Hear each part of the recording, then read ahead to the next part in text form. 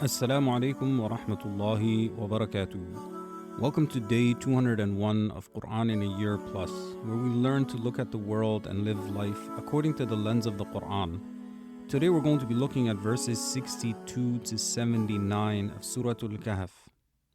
أعوذ بالله من الشيطان الرجيم فلما جاوزا قال لفتاه آتنا غداءنا لقد لقينا من سفرنا هذا نصبا. Then when they passed beyond that place, Musa said to his servant, "Bring us our lunch. We have certainly experienced great fatigue from this journey of ours." قال أرأيت إذ أوينا إلى الصخرة فإني نسيت الحوت وما أنسانيه إلا الشيطان أن أذكره واتخذ سبيله في البحر عجبا. The young man said, "Do you remember what happened when we took refuge by the rock? I forgot to tell you about the fish. And nothing made me forget to mention it except Shaitan. The fish came back to life and made its way into the sea in a most astonishing manner." قال ذلك ما كنا نبغي فارتدا على آثارهما قصصا. Musa said to his servant, "That is exactly what we were looking for. It is the sign of the righteous servant." So they turned back, retracing their footsteps carefully so they would not lose their way, until they reached the rock, and from there the place where the fish had entered. فوجدا عبدا من عبادنا آتيناه رحمة من عندنا وعلمناه من لدنا علما. When they reached the place where the fish was lost, they found there a servant from among our righteous servants, Al-Khidr alayhi salam. We had granted him a special mercy from us, and taught him knowledge from our own knowledge that others are not given, which is what this story unfolds. قال له موسى هل أتبعك على أن تعلمني مما علمت رشدا. Musa said to him with humility and gentleness, "May I follow you so that you can teach me from what Allah has taught you, knowledge that leads to right guidance?" قال إنك لن تستطيع معي صبرا. Khidr said, "You will not be able to remain patient with what you see from my knowledge, because it does not align with the knowledge you already have." وكيف تصبر على ما لم تحط به خبرا. And how can you remain patient over things whose true reality you do not understand?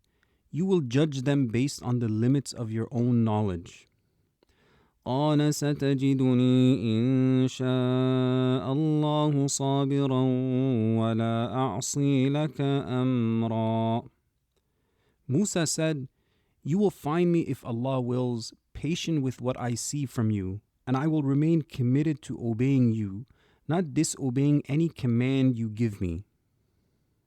قال فإن اتبعتني فلا تسألني عن شيء حتى أحدث لك منه ذكرا. Al-Khidr said to Musa, "If you follow me, then do not ask me about anything you see me doing until I myself explain it to you."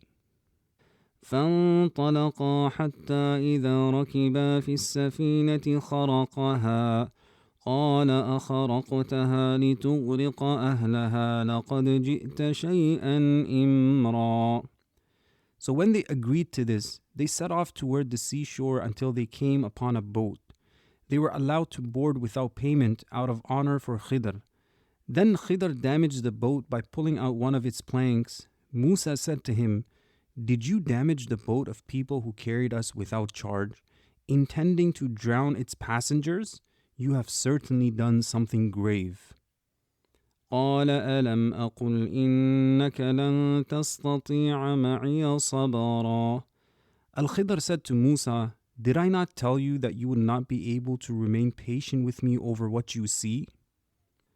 قال لا تؤاخذني بما نسيت ولا ترهقني من أمري عسرا.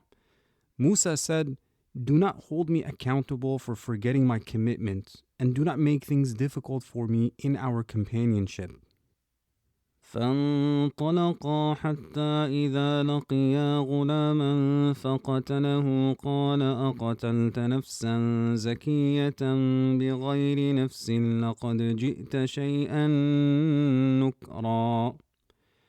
So they continued on after leaving the boat, walking along the shore until they came across a young boy who had not yet reached maturity, playing with other children.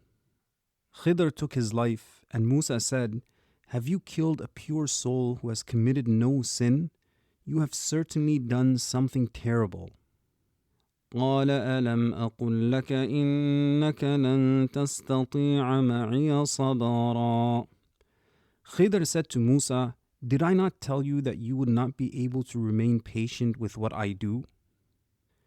قال إن سألتك عن شيء بعدها فلا تصاحبني قد بلغت من لدني عذرا. Musa said, if I ask you about anything after this, then part from me. You would then have a valid excuse to end our companionship, since I would have gone beyond the limit after opposing you 3 times. فانطلقا حتى إذا أتيا أهل قرية استطعما أهلها فأبوا أن يضيفوهما فوجدا فيها جدارا يريد أن ينقض فأقامه قال لو شئت لاتخذت عليه أجرا. So they continued on until they came to the people of a town. They asked its people for food, but they refused to host them or offer them hospitality. There they found a wall that was about to collapse, so Khidr repaired it until it stood firm. Musa said to him, if you wished, you could have taken payment for fixing it, since we are in need, especially after they refused to host us. قال هذا فراق بيني وبينك سأنبئك بتأويل ما لم تستطع عليه صبرا.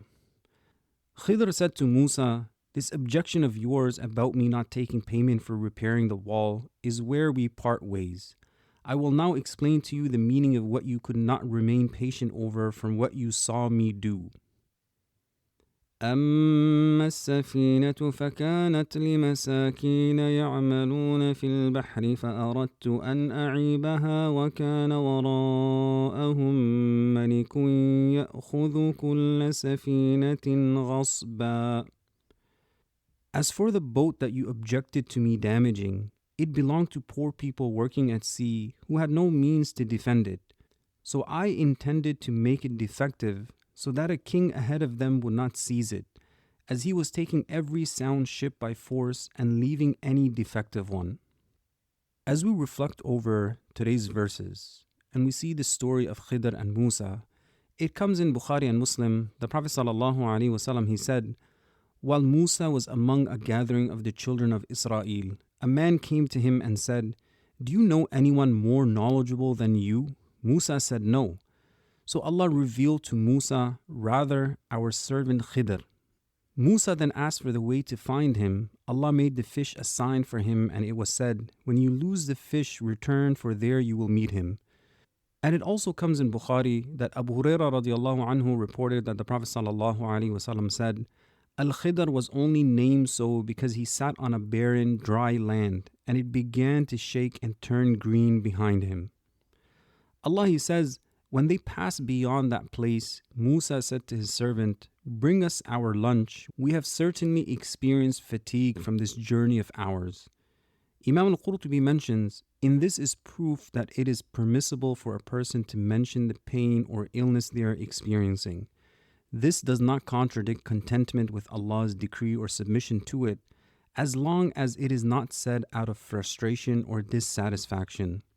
We are allowed to express ourselves, but it has to be done within the limits that the Deen has set, that a person is content with the decree of Allah the Almighty.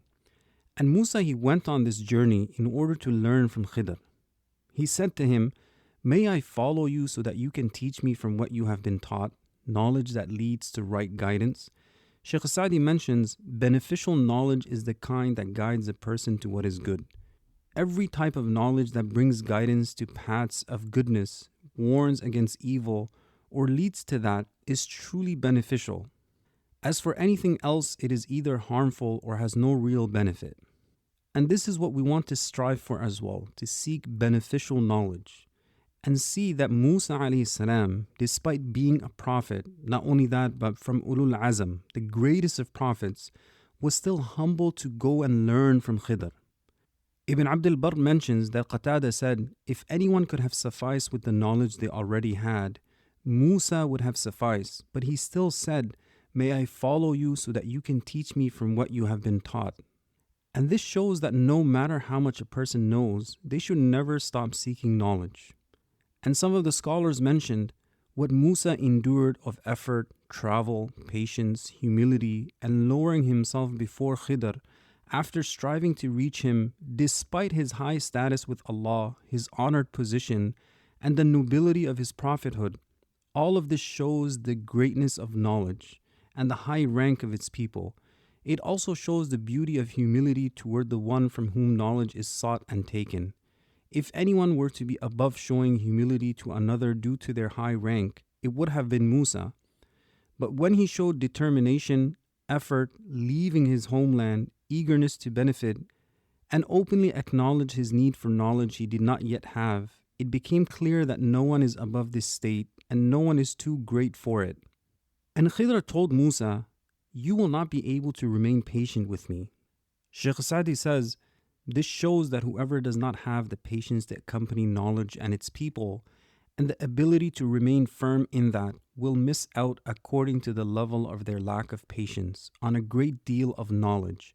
The one who has no patience will never attain knowledge, but the one who embraces patience and remains committed to it will attain whatever they strive for.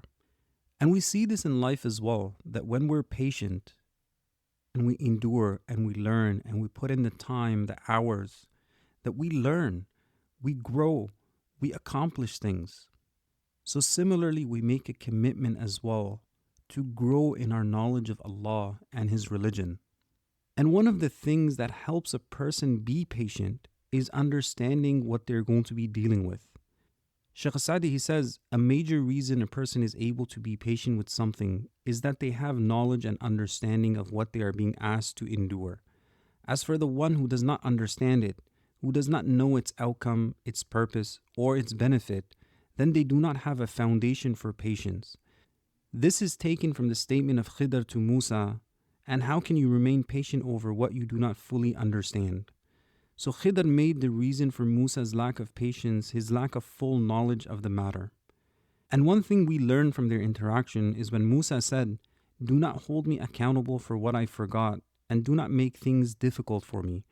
Sheikh Sadi says, in this is a lesson that a person should take what is easy from people in their character and dealings. One should not burden others beyond what they can handle or make things difficult for them, because that leads to aversion and dislike. Rather, a person should accept what comes easily from others so that matters remain easy and relationships remain intact. This is an extremely important principle when it comes to our relationships with one another. And we see, despite two of the most knowledgeable people coming together, the reality is that their knowledge is nothing compared to Allah's knowledge. It comes in Bukhari and Muslim that Khidr, he said, "O Musa, you have knowledge from the knowledge of Allah that Allah taught you which I do not know. And I have knowledge from the knowledge of Allah that Allah taught me which you do not know." Then a bird came and landed on the edge of the boat and dipped its beak into the sea. And Khidr, he said, "My knowledge, your knowledge, and the knowledge of all creation compared to Allah's knowledge is nothing more than what this bird has taken from the sea with its beak."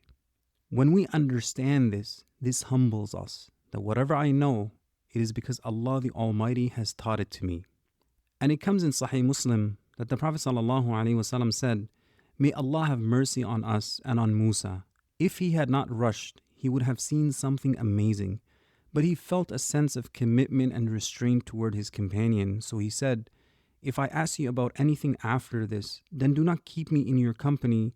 You have received from me a valid excuse." And if he had been patient, he would have seen something truly remarkable. So as we walk away from today's episode, let's make dua to Allah to grant us mercy toward His creation and knowledge of Him. Because the one who knows Allah the most is the one who is most merciful to His creation. If we want to receive the mercy of Allah, then we should also practice being merciful. May Allah the Almighty teach us that which is beneficial. May He keep us firm upon His path, and may He make us amongst those who show mercy to His creation. I'll see you tomorrow, inshallah. Assalamu alaikum wa rahmatullahi wa barakatuh.